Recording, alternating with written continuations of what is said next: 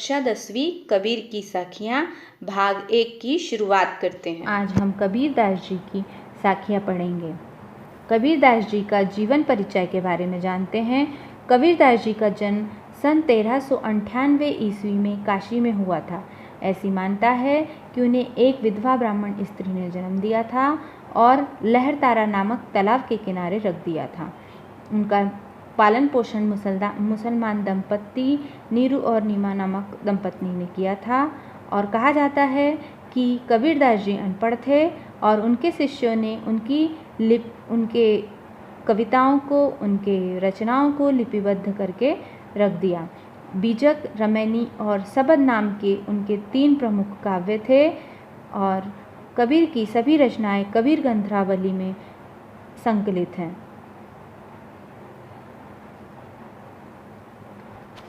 उनके गुरु का नाम रामानंद जी था और 120 वर्ष की आयु के पश्चात वह चिरनिद्रा में लीन हो गए थे। उनकी कविता में गहरी चेतना प्रकट होती है। धर्म के आडंबर और ऊपरी गहरी और तीखी चोट उनकी रचनाओं में मिलती है। अनुभव का ज्ञान पर वह अत्यधिक महत्व देते थे। ईश्वर को अनूप और निर्विकार मानते थे। कबीर की भाषा में जो थी वह पूर्व जनपद भाषा थी और उन्होंने अपने विचारों को साखी के माध्यम से प्रकट किया है। तो चलिए बच्चों, हम जानते हैं कि भाग 1 में हम कबीर की पहली 4 साखियों का अध्ययन करेंगे।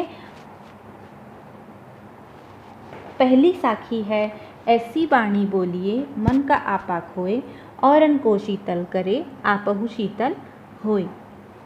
वाणी का अर्थ है बोली, आपा का अर्थ है अहम यानी कि अहंकार, खोई का अर्थ है त्याग करना, औरन यानी दूसरों को, और शीतल का अर्थ है यहाँ पर शीतल होना यानी कि अच्छा होना।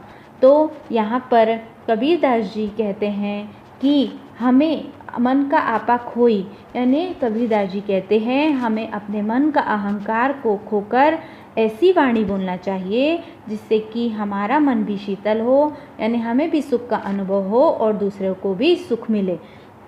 यहाँ पर कबीरदास जी कहते हैं हमें ऐसी वाणी बोलना चाहिए कि हमें अपना मन के अहंकार को छोड़कर, आपा का अर्थ होता है अहंकार, हमें मन के अहंकार को छोड़कर ऐसी वाणी का प्रयोग करना चाहिए जिससे कि हमारा मन भी शीतल हो और औरों को भी सुख का अनुभव हो। इस तरह हमारी जो वाणी है वह सभी पर बहुत ही प्रभाव डालती है। कस्तूरी कुंडली बसे, कस्तूरी कुंडली बसे मृग ढूंढे वन माही, ऐसे घटी घटी राम है दुनिया देखे नाही। यहाँ पर कुंडली का अर्थ होता है नाभि, मृग का अर्थ है हिरण और घटी घटी का अर्थ है कण कण। घटी घटी का अर्थ है कण कण। तो यहाँ पर हिरण की नाभि में कस्तूरी होता है, लेकिन हिरण उसे अनभिज्ञ होकर सब जगह ढूंढता होता है।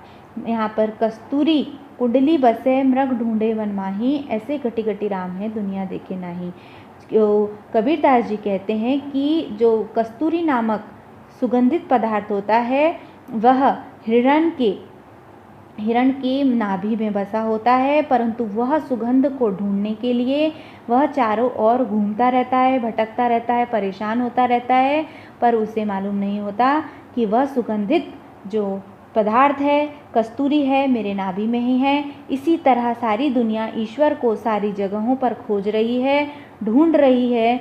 ऐसे राम का अर्थ यहाँ पर ईश्वर है।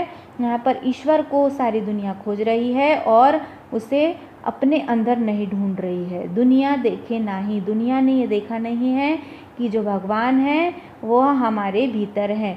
अर्थात हिरण की नाभि में कस्तूरी होता है, लेकिन हिरण उससे अनभिज्ञ होकर उसकी सुगंध के कारण कस्तूरी को पूरे जंगल में ढूंढता है। ऐसे ही भगवान हर किसी के अंदर वास करते हैं, फिर भी वह तीर्थ स्थानों में उन्हें ढूंढता रहता है। तो चलिए हमारी तीसरी साखी की तरफ बढ़ते हैं। जब मैं था तब हरि नहीं, अब हरि है मैं नाही, सब अंधियारा मिट गया दीपक देखा नाही।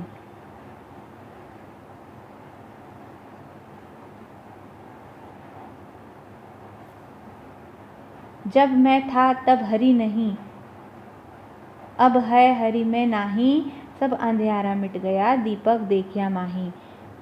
यहाँ पर हरि का अर्थ है परमेश्वर या ईश्वर और अंधियारा का अर्थ है अंधकार से।